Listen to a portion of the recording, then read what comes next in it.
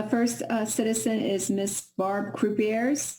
The April 30th, 2020 HCPSS Disproportionate Discipline Data Report identified 6 of our schools, 5 elementary and 1 middle, that met the state criteria for disproportionate discipline for the last 3 years.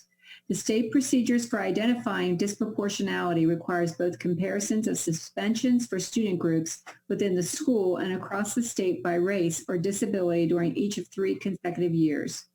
All 6 schools in HCPSS were disproportionate for only students with disabilities for 2017 through 2019. The report lists the same root cause of the disproportionate suspensions for all 6 schools to be: students have diverse needs and teachers do not always know how to meet their needs and or have empathy with their experiences. Beliefs and expectations for student behaviors and culturally proficient knowledge are limited. Nowhere does it say that disability knowledge is limited, but parents will tell you this is exactly the root cause.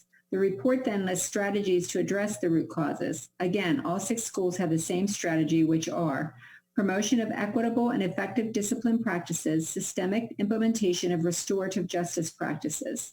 Again, disability awareness training is not suggested. However, in reports by the U.S. Office of Civil Rights that have identified disability-related discrimination in schools, disability awareness training is often a required remedy. Finally, the report includes a plan to reduce disproportionate discipline practices. The person responsible for that activity are 2 performance directors and the executive director for program innovation and student well-being. Why isn't anyone from the Department of Special Education a member or leader of this team, given the only student group identified with disproportionate discipline is special education? As a parent of a former HCPSS student with a disability, I'm extremely dismayed that there is not a targeted focus on disability awareness training for teachers and staff in our school system that promotes inclusion more than any other county. I'm hopeful that current students will not have to endure what my son did in HCPSS. Please do the right thing and make disability awareness training required for all staff. Include the special education department and parents when addressing these concerns. Additionally, it would be beneficial to hire someone with disability expertise and training in IDEA when hiring additional staff for the Diversity, Equity, and Inclusion Office. The data reinforces this need.